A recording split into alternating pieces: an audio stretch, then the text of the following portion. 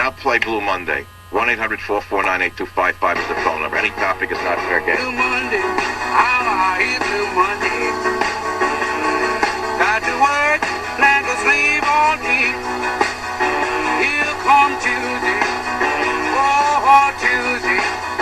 I'm so tired. And we're back on the Savage Nation. Now I want to go into some of the other stories to try to educate these sellout politicians. Over 25% of U.S. Muslims under the age of 30 say that suicide bombings to defend their religion are acceptable. I don't know how much more you can take of this Muslim thing. I don't know how much more you're going to take of the big lie. You see, you've been afraid to say the M word or the I word.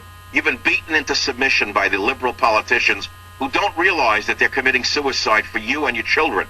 Let me tell you something. Not all religions are peaceful. Not all religions are equal. Not all religions teach turn the other cheek. Some religions teach them to kill.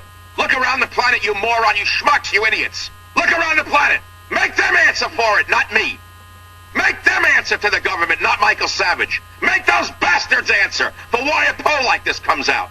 Make those bastards tell us how they're in this country. At CAIR, who they are, how they're connected. Did they buy out Bush at all? Did they buy out Graham? Did they buy out Kyle? Did they buy out McCain? Did they buy out Kennedy? Where every day you're brainwashed to be told it's a religion of peace. They're just like you. They're just like Christians. They are not.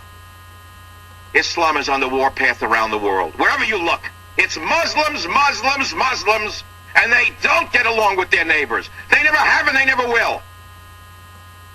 And yet, if we raise the question about Islam being incompatible with the West, girls are stoned to death, even in Iraq. We liberate Iraq, and they stone girls to death for dating a different tribe, a different brand of Islam. That's the religion you're importing into this country? The day will come that we'll have a national debate about religion in this country. And we'll determine that not all religions are welcome because they're not religions as we know them. Right now, it's a taboo topic. You can't say that it's not the same as all the other religions. But it is not the same as all other religions. Not at all, and everybody knows that. Everybody knows that. But the politicians who have tried to screw you with illegal immigration are trying to screw you into thinking you're a racist when you open your eyes to what this is all about. I have friends who are decent people who are real liberals. Not progressives, old line FDR liberals. Older men who've been liberals all their life. They tell me we're going to have to go to war with Islam around the planet, that we're going to have to bomb Iran because they'll kill us otherwise. They know the history of Islam. They know the history of ancient Europe. They know it's coming here, and they know that we're breeding our own destruction again through immigration. Where did all these Muslims come from in the United States of America? How did it happen overnight? Well, where did all the Mexicans come from? How'd they get in here? Who let them in here? Well, don't look any further than your friends in Congress. Now, where are all the Muslims coming from who I thought were practicing a religion of peace? New poll, and this poll, by the way, is done by one of the most bent-over, braying, liberal pollster companies in the world, the Pew Research Center. The Pew Research Center is an absolute left-wing, socialist, no borders, no language, no culture organization. And even their poll shows that 1 in 4 younger U.S. Muslims said that suicide bombings to defend their religion are acceptable, at least in some circumstances. Keep it up. Keep up the immigration.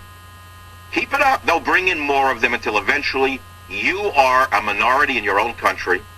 You are a minority in your own country, and you will be dealt with the way people have been dealt with in the countries of origin. I guarantee you. I can guarantee you. There is a lot more to this story that meets the eye. And so there it is. Suicide bombings to defend the sacred religion of Islam are justified in a poll done by a liberal group called the Pew Research Center. There it is. And Bush wants to bring in about 35,000 Iraqis. They stone people to death in Iraq. Go on to michaelsavage.com, by the way. Over 25% of U.S. Muslims under 30 say suicide bombings to defend their religion are acceptable. Then we actually printed the poll from the Pew Research Center on the same website. I guess the morons at the Pew Research Center are coming to understand that their liberalism is incompatible with their survival.